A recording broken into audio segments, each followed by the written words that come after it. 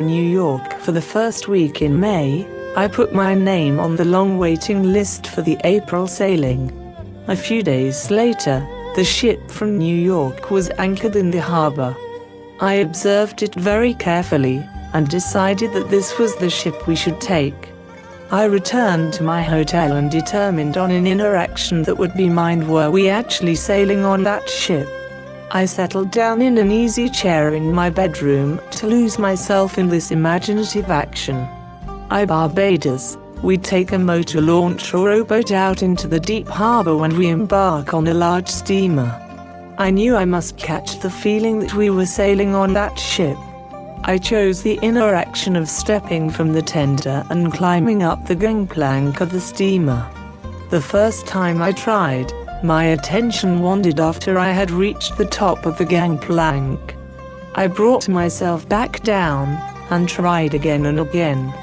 I do not recall how many times I carried out this action in my imagination until I reached the deck and looked back at the port with the feeling of sweet sadness at departing.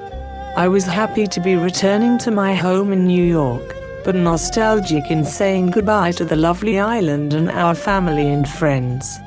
I do recall that in one of my many attempts at walking up the gangplank in the feeling that I was sailing, I fell asleep. After I awoke, I went about the usual social activities of the day and evening. The following morning, I received a call from the steamship company requesting me to come down to their office and pick up our tickets for the April sailing. I was curious to know why Barbados had been chosen to receive the cancellation and why I, at the end of the long waiting list, was to have the reservation, but all that the agent could tell me was that a cable had been received that morning from New York, offering passage for 3.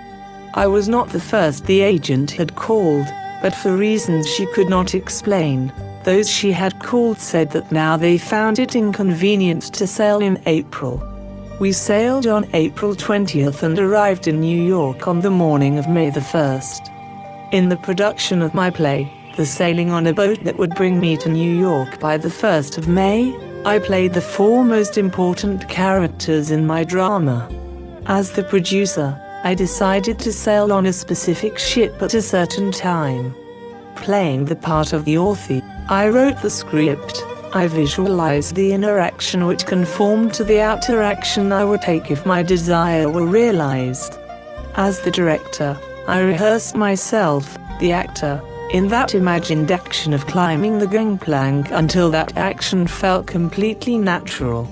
This being done, events and people moved swiftly to conform, in the outer world, to the play I had constructed and enacted in my imagination.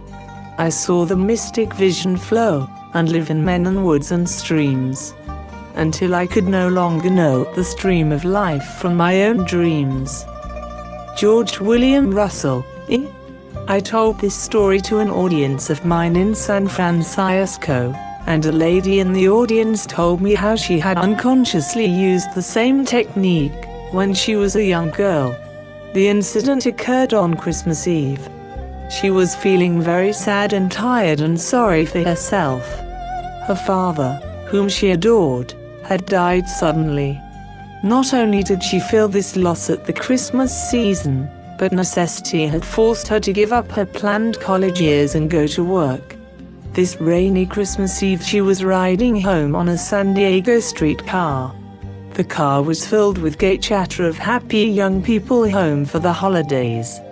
To hide her tears from those round about her, she stood on the open part at the front of the car and turned her face into the skies to mingle her tears with the rain.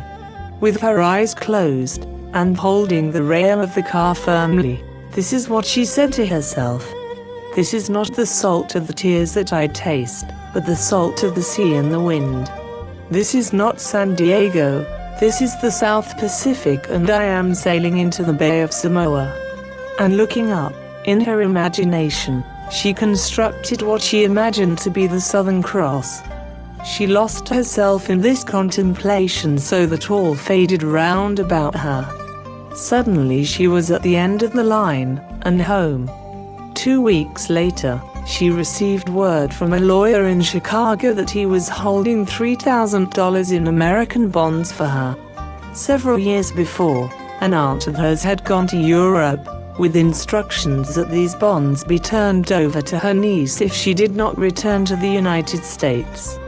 The lawyer had just received word of the aunt's death, and was now carrying out her instructions. A month later, this girl sailed for the islands in the South Pacific. It was night when she entered the Bay of Samoa.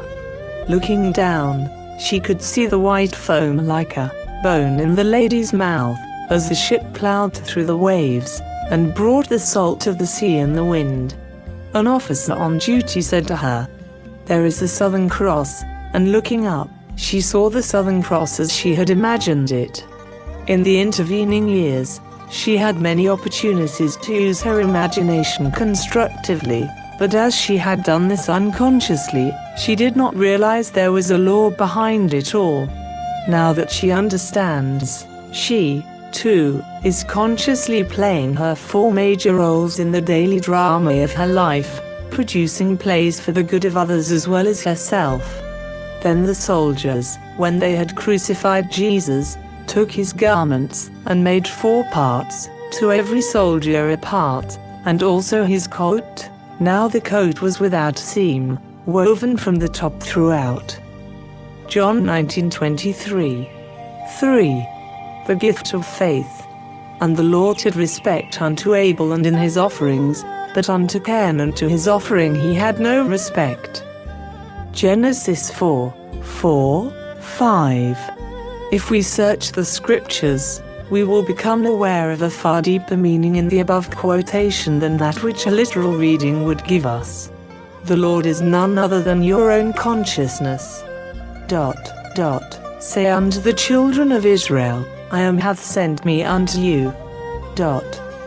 Exodus 3:14. I am, is the self-definition of the Lord. Cain and Abel, as the grandchildren of the Lord, can be only personifications of 2 distinct functions of your own consciousness. The author is really concerned to show the 2 contrary states of the human soul, and he has used 2 brothers to show these states. The 2 brothers represent 2 distinct outlooks on the world possessed by everyone. One is the limited perception of the senses, and the other is an imaginative view of the world. Cain, the first view, is a passive surrender to appearances and an acceptance of life on the basis of the world without, a view which inevitably leads to unsatisfied longing or a contentment with disillusion. Abel, the second view, is a vision of fulfilled desire, lifting man above the evidence of the senses to that state of relief where he no longer pines with desire. Ignorance of the second view is a soul on fire. Knowledge of the second view is the wing whereby it flies to the heaven of fulfilled desire. Come, eat my bread and drink of the wind that I have mingled, forsake the foolish and live. Proverbs 9:56. In the Epistle to the Hebrews, the writer tells us that Abel's offering was faith and, states the author, without faith it is impossible to please him. Hebrews 11:6. Now faith is the substance of things hoped for, the evidence of things not seen. Through faith we understand that the worlds were framed by the word of God, so that things which are seen were not made of things which do appear. Hebrews 11:1-3. Cain offers the evidence of the senses which consciousness, the Lord, rejects, because acceptance of this gift as a mold of the future would mean the fixation and perpetuation of the present state forever. The sick would be sick, the poor would be poor, the thief would be a thief, the murderer a murderer, and so on, without hope of redemption. The Lord, or consciousness, has no respect for such passive use of imagination, which is the gift of Cain. He delights in the gift of Abel, the active, voluntary, loving exercise of the imagination on behalf of man for himself and others. Let the weak man say, I am strong. Joel 3:10. Let man disregard appearances and declare himself to be the man he wants to be. Let him imagine beauty where his senses reveal ashes, joy where they testify to mourning, riches where they bear witness to poverty. Only by such active, voluntary use of imagination can man be lifted up indeed and restored. The ideal is always waiting to be incarnated, but unless we ourselves offer the ideal to the Lord, our consciousness, by assuming that we are already that which we seek to embody, it is incapable of birth. The Lord needs his daily lamb of faith to mold the world in harmony with our dreams. By faith Abel offered unto God a more excellent sacrifice than Cain. Hebrews 11. For faith sacrifices the apparent fact for the unapparent truth. Faith holds fast to the fundamental truth that through the medium of an assumption, invisible states become visible facts. For what is faith unless it is to believe what you do not see? St. Augustine. Just recently, I had the opportunity to observe the wonderful results of one who had the faith to believe what she did not see. A young woman asked me to meet her sister and her 3-year-old nephew. He was a fine, healthy lad with clear blue eyes and an exceptionally fine unblemished skin. Then, she told me her story. At birth, the boy was perfect in every way save for a large, ugly birthmark covering one side of his face. Their doctor advised them that nothing could be done for this type of scar. Visits to many specialists only confirmed his statement. Hearing the verdict, the aunt set herself the task of proving by faith that an assumption, though denied by the evidence of the senses, if persisted in, will harden into fact. Every time she thought of the baby, which was often, she saw, in her imagination, an 8-month-old baby with a perfect face, without any trace of a scar. This was not easy, but she knew that in this case, that was the gift of Abel which pleased God. She persisted in her faith, she believed what was not there to be seen. The result was that she visited her sister on the child's 8-month birthday and found him to have a perfect, unblemished skin with no trace of a birthmark ever having been present. Luck? Coincidence? Shouts Cain. No. Abel knows that these are names given by those who have no faith, to the works of faith. We walk by faith, not by sight. 2 Corinthians 5:7. When reason and the facts of life oppose the idea you desire to realize and you accept the evidence of your senses and the dictates of reason as the truth, you have brought the Lord, your consciousness, the gift of Cain. It is obvious that such offerings do not please him. Life on earth is a training ground for image making. If you use only the molds which your senses dictate, there will be no change in your life.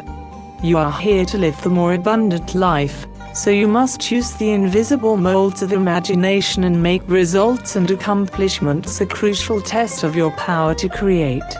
Only as you assume the feeling of the wish fulfilled and continue therein are you offering the gift that pleases. When Abel's gift is my attire, then I'll realize my desire. The prophet Malachi complains that man has robbed God. But ye say, wherein have we robbed thee? In tithes and offerings. Malachi 3:8.